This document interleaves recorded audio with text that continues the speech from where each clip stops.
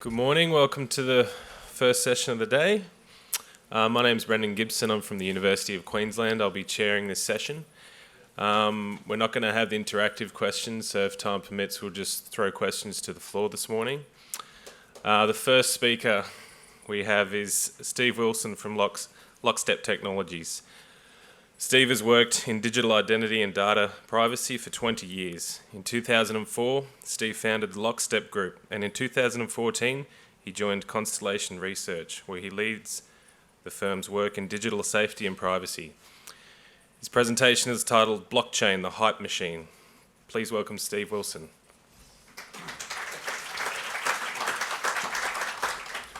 Thanks, everybody. Look, I'm an identity guy and I exercise multiple identities, okay? So Lockstep Technologies, I'm here as Constellation. Constellation is a research firm that sponsored the research that I'm going to present today.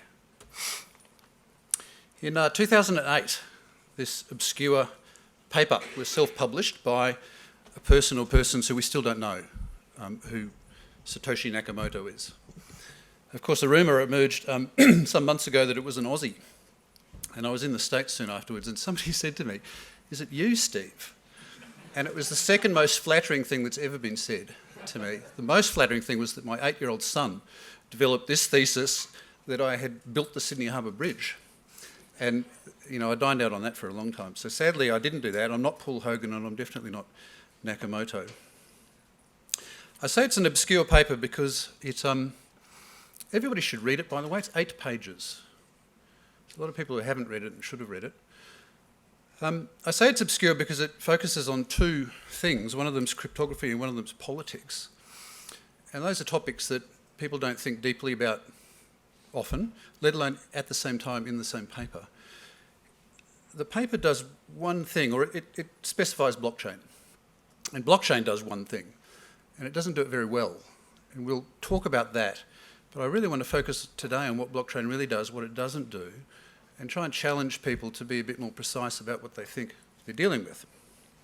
The thing it does, and it's in the paper, it solves the problem known as double spending with a particular algorithm that's incredibly extravagant and incredibly impractical, and it's probably going to die under its own weight in the next few years.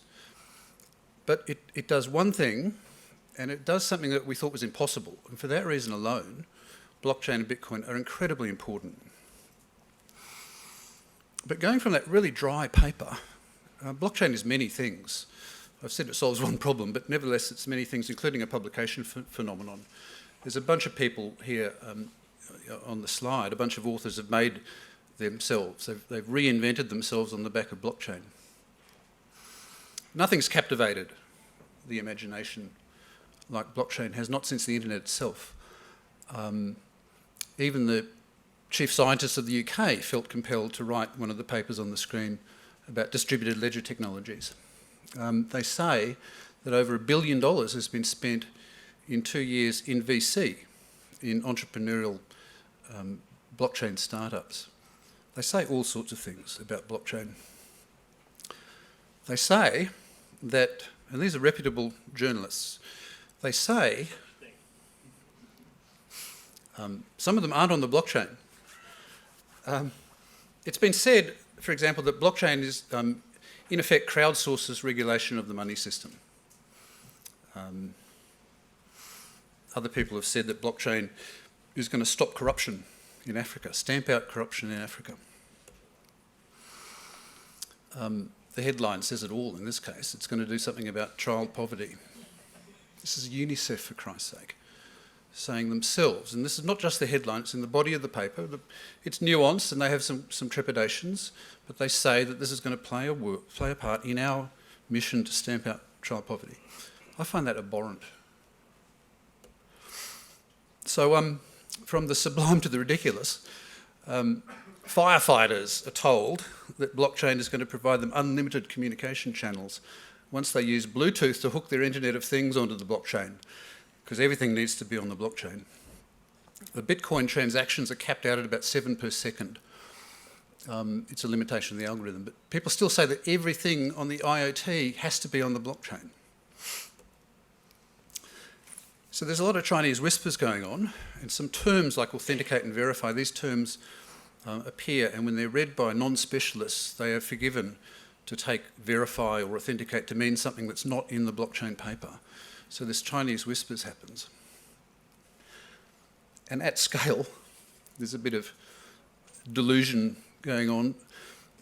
A well-meaning project called ID2020 convened a meeting of several hundred people in the United Nations headquarters last week to talk about how we're going to identify and provide digital identity for up to 1.5 billion people worldwide who at the moment are not online and they're disenfranchised from digital and cyber.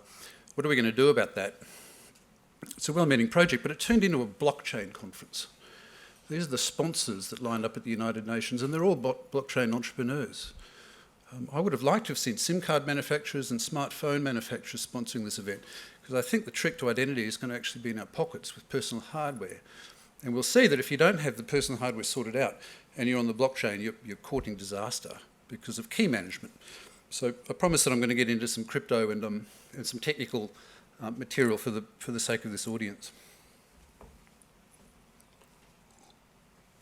So what problem are we trying to solve with digital currency? The double spend problem has been with us for 30 years. A guy called David Trom actually did a good job of solving double spend a long time ago. But mathematicians agree that what you need to do is to watch the transactions. So you've got Alice and Bob have got digital currency. They're going to try and move some digital clams from Alice and Bob.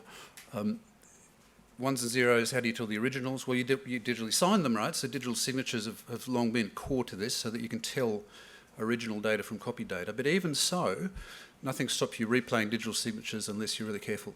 And it's been accepted for a long time that the solution to this is to, in fact, watch every transaction in order to solve the double spend. So if Alice tries to move the same clams to different people very quickly, then how do you resolve the race?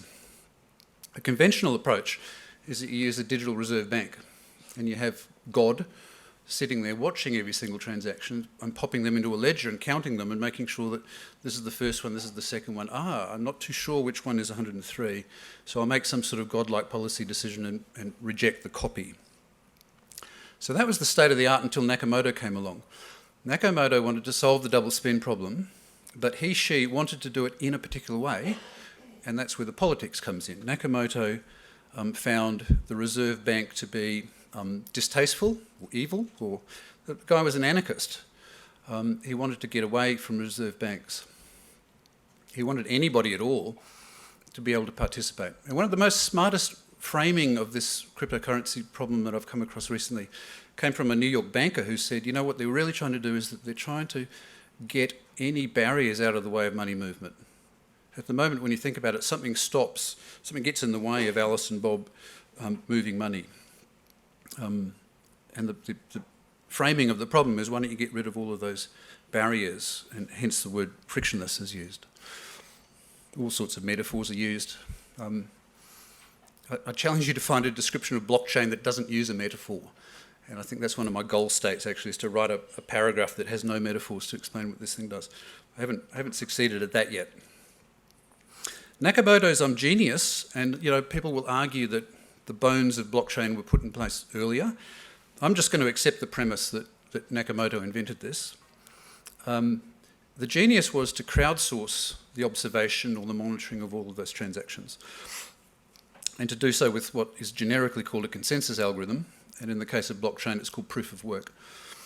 The idea is basically to crowdsource that oversight so that there is no single point of failure and there's no single authority getting in the way making policy decisions. You share the work, in the case of consensus by proof of work, you share the work across a vast array of nodes.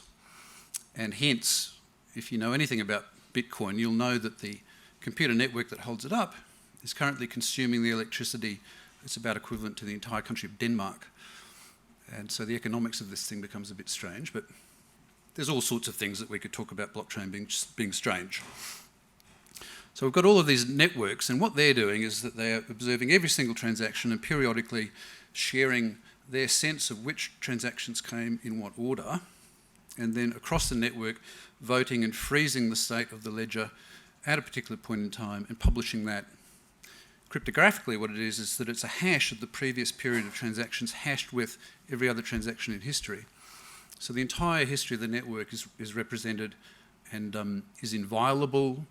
It can't be tampered with. Not only is it digitally signed on the inputs, but the entire thing is then distributed across all of the nodes. So one of the properties that blockchain has is that it's inviolable or it's massively redundant. Nakamoto did several really clever things in the paper, but the incentive was particularly clever. So how do you get all of these computers to do the work? What you do is that you set them all up with their own Bitcoin wallets, and then randomly you pay them for their effort. Now the fine print is that it's got to do with hashing, and it's got to do with reverse engineering and guessing a hash and doing a brute force attack. So for the purposes of today, it's actually, and when you think about it, it's quite funny that these people are just being paid randomly. They improve their odds of being paid by doing more of the work and setting up supercomputers in their own backyards. And some of these Bitcoin mining rigs, it's called, are really quite astonishing. There are pictures all over the internet of people with metal framed sheds in the back of a paddock somewhere, very secret because you don't want your enemies to come and find your Bitcoin mining rig. But an astonishing investment that people are putting in. That's where we're at. That's the bare bones of it. And as I said, it was an impossible problem. The idea that you could crowdsource or get away from a central mint was thought to be impossible. And every now and again, somebody solves an impossible problem, and it can create a whole new branch of maths, or it can create a whole new industry. He's squared the circle. And if he has squared the circle, and if he's come up with a brand new form of geometry, it doesn't necessarily mean that this new form of geometry can also factor prime numbers or elliptic curves, right? It's a very specific solution to a very specific problem. I think that there will be more general solutions to more general problems coming out, but it's not the blockchain. So how come we're so excited about this? I've written a long paper about this, and I've got 4 or 5 theories about why the excitement has come up. I think it's an interesting question. But I think it is as simple as this. It seems like magic, and the people who haven't really thought it through are literally, as Arthur C. Clarke said, they're kind of mesmerised by it and they're overreaching. Now the reason why they're overreaching is that you can indeed do multiple things with blockchain. I'm just standing here saying it only solves one problem, but it's a software platform. The open source Bitcoin wallets and the open source Bitcoin mining software on the nodes is available, and the wallets in particular have got APIs, so that while you're moving your Bitcoin around, you can get your software to put other stuff into the data, into the transaction. So Alice is moving some Bitcoin to Bob, and while she's doing that, she can also put something into the API.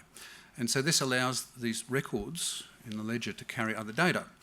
And so lickety-split, people started saying, if we've got an inviolable register, what other things do we like to put on inviolable registers? So there are businesses emerging, and there's announcements made that the government of Honduras is going to put their land titles on the blockchain in order to stop corruption. Important to note that the Honduras project is even quoted by the UK chief scientist, and it's quoted hundreds of times as a case study. It's a use case. Land titles on the blockchain is a use case. Well, it's not. It's a press release. The company Factom put out a press release over a year ago. It's not even clear if the government endorsed the press release, but they went along with it for some months until the project failed to launch, and then some shit hit the fan with the government backing away and denying it, and it's very murky. And there's been a blog from Factom at the beginning of this year that tries to prevaricate and make excuses, but it's a press release. It hasn't happened yet. Diamonds are happening. It's a healthier project. A startup company in London called Everledger. So their proposition is that diamonds are now barcoded at the mines or at the dealers pretty close to the mines before the diamonds get to London and Tel Aviv and New York. So diamonds are uniquely stamped, they're barcoded now in order to try and get around blood diamonds. And Everledger proposes that doing a better job of actually tracking the diamonds once they're barcoded will solve the blood diamond problem as well. Forgetting that an actual human being with a laser has to stand between the mine and the Bitcoin wallet. So there's an edge problem. It's a first mile problem. How do you ensure the integrity of the data before it gets on the blockchain? Once it's on the blockchain, it's there forever. So it's bullshit in, bullshit forever on the blockchain. And identity.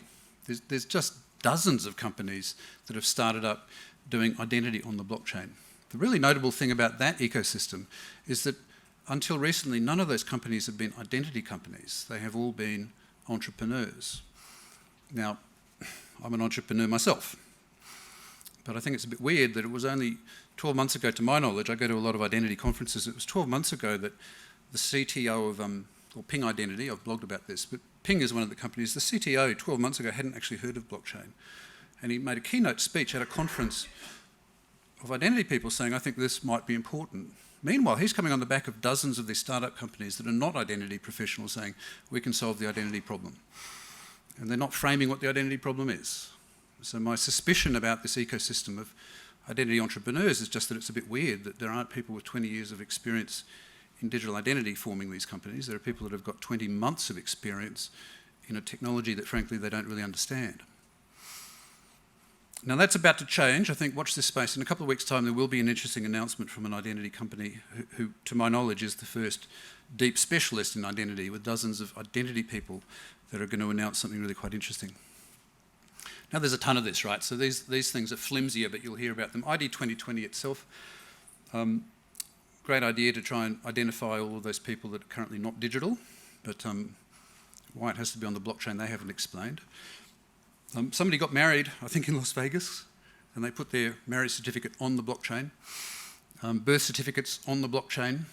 Somebody said a board-certified obstetrician at the birth will jump onto a terminal and record the birth on the blockchain. But this person that said this technology is about no more trust, it's all about peer-to-peer, still used the term board-certified obstetrician, which kind of tells you something that's going on there. You don't want everybody just self-registering their births on the blockchain, right? Patents, health records, reputation. And as we go down this list, the problem statement gets harder and harder to actually unpack. And these things, it's Chinese whispers. It's been said over and over now that Airbnb is on the blockchain. Well, they're not. Airbnb hired a couple of people that once worked for a blockchain company, and a keynote speech said reputation's important in Airbnb, maybe a distributed ledger has a role. That's all they've said. And you know, as the words come out, people start to press back on the problem. So there's not much design going on. You know, take your pick. X by design, privacy by design, security by design. X by design is like the meme of our day. Well, let's design something around blockchain. Let's set out what problem we're trying to solve and then say why this massively redundant, peer-reviewed ledger has a role to play. Some practical matters. If anybody knows anything about Bitcoin, or if anybody's spending Bitcoin, I mean, my heart's with you if you've suffered this yourself, but if you lose your private key in Bitcoin, it's all over. So the Bitcoin wallet is something that you have to protect.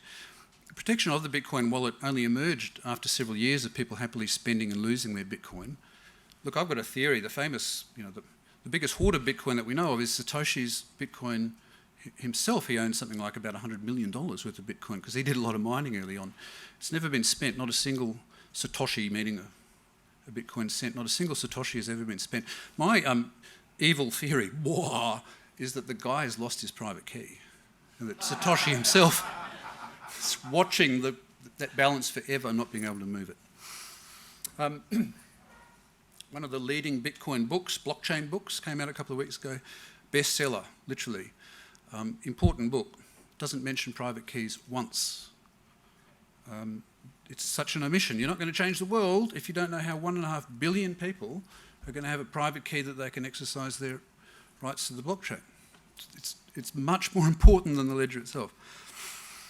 The same book describes the famous 10-minute settling time as the heartbeat of the blockchain, as if the thing is regimented. Well, that 10 minutes is actually this statistical thing. It takes, on average, 10 minutes for the network to agree on the state of the ledger, and that 10 minutes is random. It's actually typically 10, 12, 15 minutes, and it's a design result from several parameters that Satoshi discusses in the white paper. and you want it to get it about 10 minutes. And every now and again you have to change the parameters in the software to keep it at 10 minutes because computers get more powerful. So it's the outcome of design decisions that are made by a team of guys that are doing the Bitcoin software. It's a distributed, classic, free open source software model. And it's kind of dysfunctional. We can talk about that offline if you like, but I'd recommend a guy called Brian Armstrong, who has argued and blogs very strenuously about the dysfunctional nature of the team. Now this gets very emotional very quickly, and that's why I'm saying let's talk about it out in the corridor. Because the fact that people are arguing about it is what I wanted to remark about. It's a meta issue.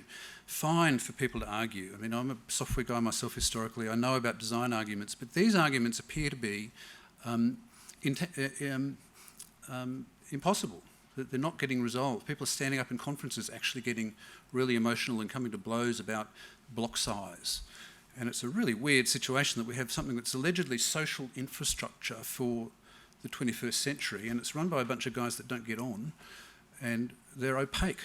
Nobody really knows what they're doing. The good side about blockchain is that it has solved this impossible problem. It is incredibly inspirational. There's this thing called Merkel's puzzles. If there's anybody who's been in crypto for more than about 30 years, you'll probably know about Merkel's puzzles. In short, Ralph Merkel, mathematician, 1974, I think. For decades, we'd had the public key problem, right? The key exchange problem. Alice and Bob, they want to exchange a session key. How do you do that? It's said that the Brits solved that problem in World War II in secret. I don't know. The first public solution was Merkel. Ralph Merkel published a paper in 1974 where he said if Alice and Bob can arrange to exchange 1 million pieces of paper, challenges on there, or glossing over the details, then they can wind up as a side effect sharing a key. Amazing. Completely stupid. It solves the impossible problem. People said Alice and Bob could not share data with the eavesdropper in plain view. They couldn't set up a shared key. Merkel solved the problem. About 5 years later, Diffie-Hellman and then RSA, those three guys solved the key exchange problem with asymmetric cryptography, and they did it really clever. So I think that asymmetric cryptography, completely different, by the way, technically from Merkel's puzzles. Merkel's puzzles, nothing to do with private keys, public keys. It was the inspiration. So if you solve an impossible problem, you get incredible innovation, and you know, all power to those people. Some other good things about blockchain and Bitcoin, it clearly addresses a real need, especially amongst the unbanked and the underbanked and the underidentified. The idea that I can send remittances across borders from developing countries to guest workers in more fortunate countries without having a 40% sort of Wells Fargo hit, Western Union hit, then that's a good thing, and there's some really worthwhile things happening with Bitcoin itself. But the idea that that use case is going to disrupt banks is just kind of silly. There's something there that's going to disrupt banks, and certainly the idea of frictionless movement of value is something that has really energised some of the banks, and we will see some tremendous R&D, and we're just beginning to see the fruits of that labour. But I think a lot of the commentators are getting carried away with disruption purely for disruption's sake. So let's just bear in mind, it was very political. It not only wanted to solve the double spend problem, but it wanted to solve it in a political way without a reserve bank. Anyone at all can join the Bitcoin network. In fact, it's really important that everybody does join the Bitcoin network, the blockchain, because you need that massive peer-to-peer mesh. Once you start permissioning blockchain and saying, well, you know, we don't want strangers, we want to give them keys and we want to provision them and do some KYC, one way or the other you're shrinking the size of the pool. And if it's secure, it's secure because you can't brute force attack without controlling 51% of the network. Well, if the network is not tens of millions but it's hundreds, then the 51% attack is a doddle and the whole security promise disappears. So it's another one of those things where blockchain it's been called math-based money. Well, it's not. It's software-based money and it's assumption-based money. And there's assumptions that nobody will ever control 51% of the grid. Those assumptions are creaky. And then they become creaky by design when you shrink the pool with a permission chain. As a designer, it worries me that this thing that was put together in order to be trustless, once you put trust onto it, you're starting to upset the very foundations of the design. And this is not so much an academic problem as just saying if you're going to enlist tens of millions of computers because you don't trust anybody, but oh, by the way, we are going to trust people by permissioning them, tens of millions of computers is over-engineered to say the least. I think this is a bit like taking one of those beautiful solar racing cars, right? Pure solar car that races from Darwin to Alice Springs. And it's built for an incredible purpose, and it's a beautiful piece of engineering, but you want to put your kids in the back, and you buy one of these things on eBay and stick a petrol engine on the back. What are you doing? The design itself is gone. And if we're talking by design, the challenge for anybody doing Bitcoin and blockchain spin-offs and applications is show us what problem you're trying to solve and be really clear in your minds that this distributed ledger will solve it.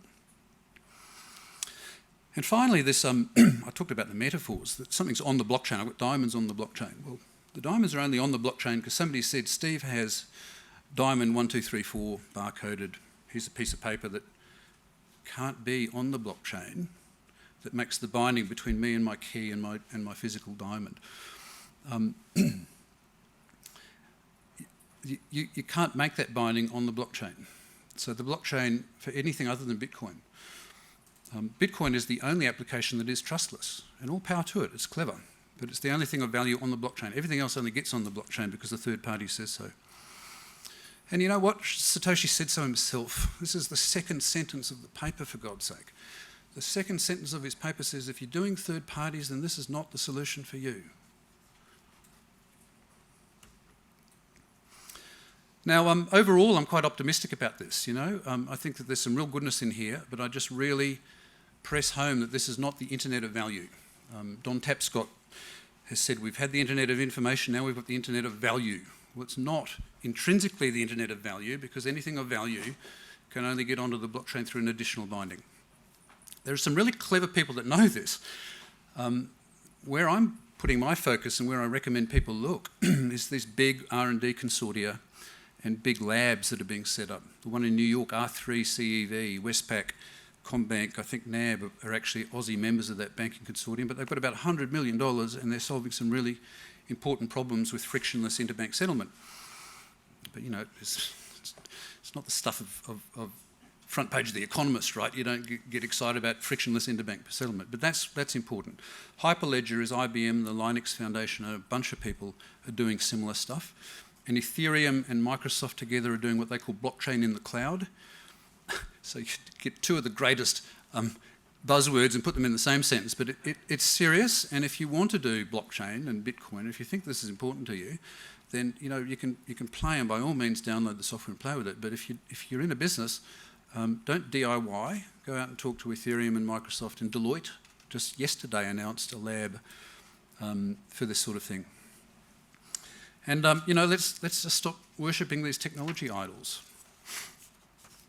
I talked about doing this without metaphors, you know, but I'll close with a simile, at least. Where are the good writers in the room? I don't know. I know a metaphor is like a simile, but a simile is a metaphor? No. The important simile that I use is that Bitcoin and blockchain, I think, are like the Wright brothers' flyer, you know, the first powered aeroplane. And it took off in a field and it went about 20 metres. It went a shorter distance than the wingspan of a 747. And a lot of people looked at that and a lot of people thought that's pretty dumb. But a lot of people, and most people looked at that and said, that's really powerful. The thing is that the flyer itself didn't change the world. Powered flight changed the world. And so I don't think Bitcoin's going to change the world, but I do believe in cryptocurrencies, and I absolutely believe that there will be new trust protocols coming out inspired by Bitcoin. I don't know what they look like, and I just don't trust anybody who tells me that today they know what it looks like. Thank you very much.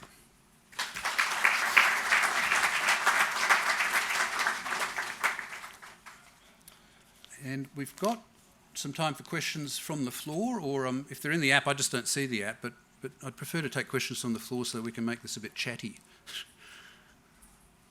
Yeah, thanks. Steve, wonderful presentation. You're more on the pessimistic side. I thought what is your private blockchain, the applications like insurance or manufacturers who are creating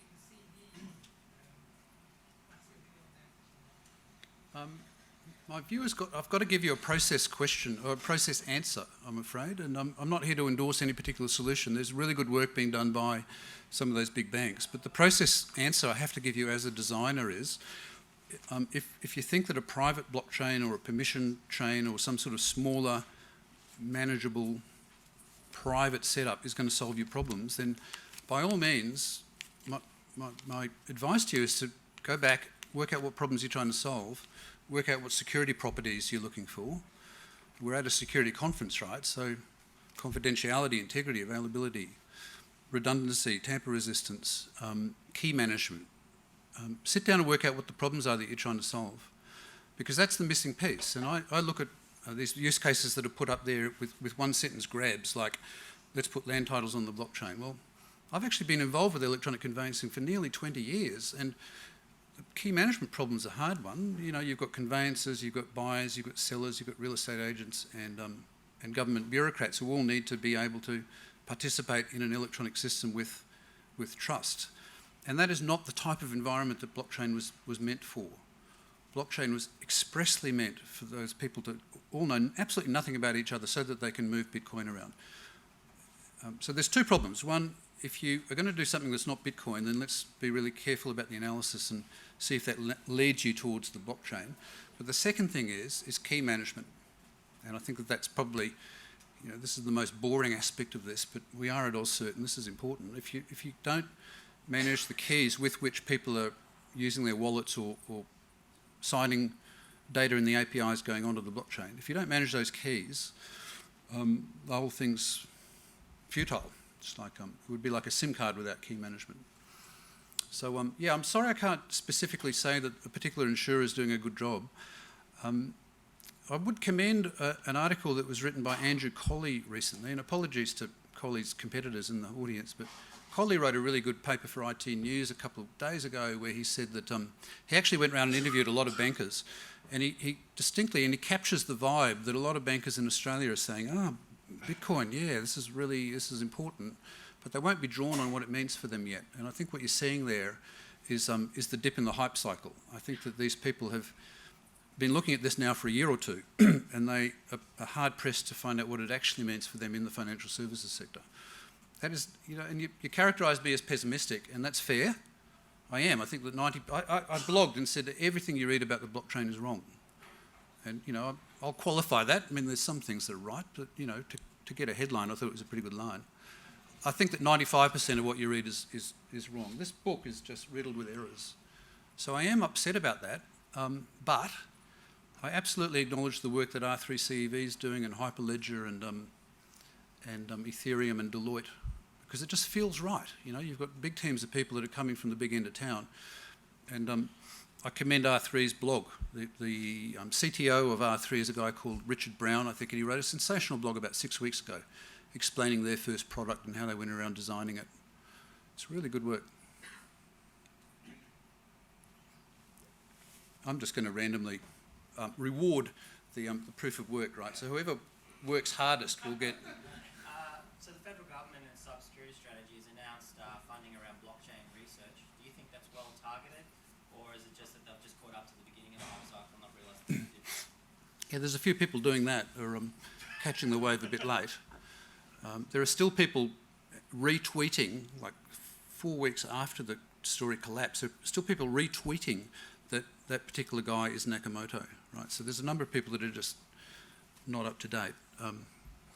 Look, less cynically, I think that research in this area by government is really well warranted. But you know, a lot of this requires a judgment call, and I wouldn't be putting a lot of money as a government into blockchain research per se. It's something that people need to watch really carefully. But again, I don't know, when you think about voting and you think about land and health records, the things that government have a stake in, when you unpack it, there's nothing to me about blockchain that actually jumps out as being important. You know, I hear people, the NHS, or in fact the chief scientist of the UK says blockchain, health records, encryption. Well, there's no encryption in the blockchain. There's no encryption in the Satoshi white paper. It's all about digital signatures. Encryption comes later. Absolutely important. But once you start encrypting, it changes the architecture, and it's not intrinsic to the architecture. So when people guess that we need encrypted health records, therefore blockchain. Well, it's such an inept connection, right? And and definitely let's be certifying the obstetricians that says you've just had a baby. You know, that you don't crowdsource medical credentials. Yes, that's 25 Bitcoin. And a question. You mentioned proof of work and electricity budget for doing so. I'm just wondering what you think about the alternatives, the proof of time, proof of stake, etc. Yeah, much more interesting and much more efficient. And the things that I've heard that are about to be announced from a company is an algorithm that changes all of that fundamentally.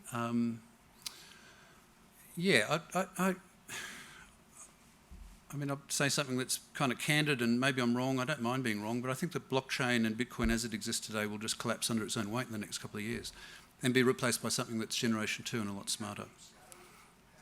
No. But this is sort of important, because if people are a bit schizo about this, with the greatest respect to the poor person I referred to before, the futurists are saying the blockchain as it exists today is going to change the world for all of these reasons. And it's kind of embarrassing to think that it might not be that one, and that we might have to go back and download something else and start again. And that's fine, but my observation is that you need to, as a futurist, you need to really be clear about what horse you're backing. And at the moment, a lot of the people are in no man's land. They think that it's the current technology. They paper over its inadequacies. They paper over that it's being pressed to do something that it wasn't designed to do. That's a more objective way of saying it. And these second and third generation things will be utterly different. So we're sort of crystal balling what's going to happen based on an algorithm today that is not sustainable, and I think that that's a bit of a mug's game. I was going to say, you mentioned please stop worshipping false technology idols, which is the worst idol you've seen. In history? No, I meant like Of all time?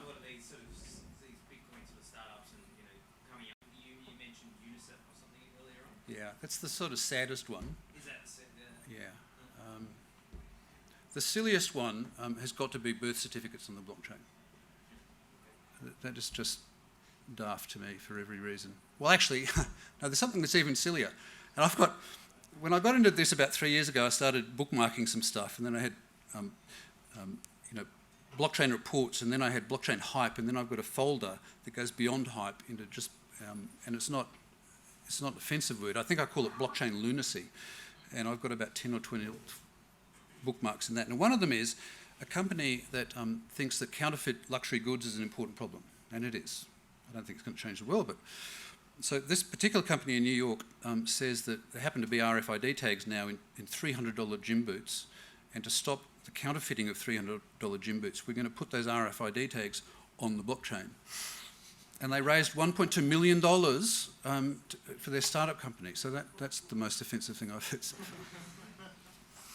I'm getting the wave. So thank you very much, everybody.